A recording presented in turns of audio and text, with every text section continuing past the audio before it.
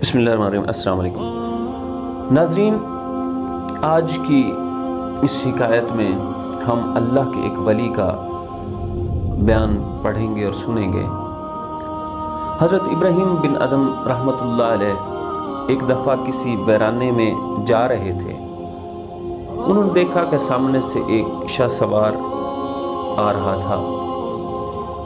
وہ شاہ سوار جب حضرت ابراہیم بن ادم کے پاس پہنچا تو کہنے لگا کہ مجھے بتائیے آبادی کس طرف ہے؟ تو حضرت ابراہیم بن ادم نے اشارہ کیا کہ اس طرف ہے۔ جب اس شاہ سوار نے اس طرف دیکھا تو وہاں پہ ایک قبرستان تھا۔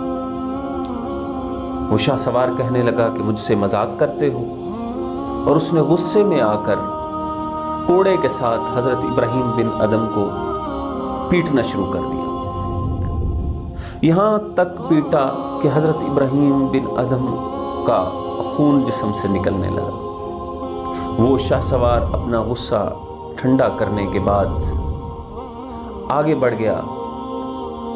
جب وہ آبادی کے پاس پہنچا تو اس نے دیکھا کہ لوگ آبادی سے باہر آ رہے تھے۔ اس نے ان لوگوں سے پوچھا کہ کیا ماجرا ہے؟ لوگوں نے کہا کہ ہم نے سنا ہے کہ حضرت ابراہیم بن ادم یہاں سے تشریف لے گئے ہیں، اور ہم چاہتے ہیں کہ ہم اس اللہ کے ولی کا دیدار کریں اور اس اللہ کے ولی سے اللہ کی کچھ باتیں سنیں۔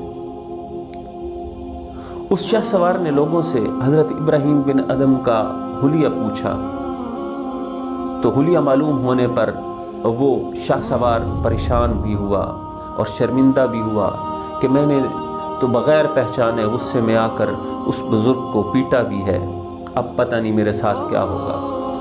چنانچہ وہ بھی ان لوگوں کے ساتھ اسی طرف چل پڑا جدھر حضرت ابراہیم بن ادم جا رہے تھے۔ جب لوگ ان کے پاس پہنچے تو حضرت ابراہیم بن ادم پانی کے ساتھ اپنے جسم اور کپڑوں پہ لگے خون کو صاف کر رہے تھے۔ وہ نوجوان شاہ سوار حضرت ابراہیم بن ادم کے پاؤں پہ گر کر معافیاں مانگنے لگا اور کہنے لگا کہ مجھے معلوم نہیں تھا کہ آپ اللہ کے ولی ہیں، مجھے معاف کر دیجئے۔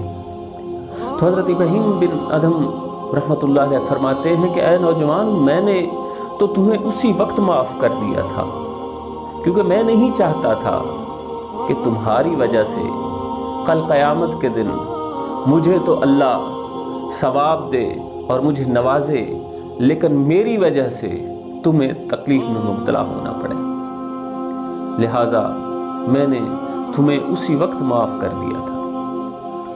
ناظرین، یہ اللہ کے ولی اور اللہ کے جو دوست اور محبوب بندے ہیں، ان کی باتوں سے ہمیں جو عفو درگزر کا سبق ملتا ہے وہ یقیناً اسی ایک سلسلے کی کڑی ہے کہ جس میں نبی رحمت پر پتھر مارنے والوں کو بھی نبی رحمت دعائیں دے رہے ہیں اور کہہ رہے ہیں کہ اللہ ان کو بخش دے، ہو سکتا ہے ان کی نسلوں سے ایسے لوگ آئیں جو تیرے دین کو اور مجھے سمجھے، اے اللہ ان کو تو بخش دے۔ لہٰذا آج کے اس پرفتن دور میں جب کوئی کسی کی بات پر اپنے آپ کو اتنا اشتعال میں آ جاتا ہے کہ اس کو درگزر کرنا مشکل ہو جاتا ہے، تو آج ہم عہد کریں کہ ہم چھوٹی چھوٹی باتوں پر لوگوں کے ساتھ غصے میں آ کر ان کے ساتھ جھگڑا کرنے کی بجائے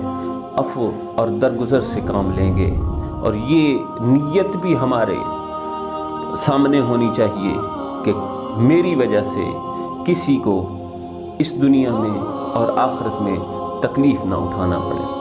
السلام علیکم ورحمۃ اللہ۔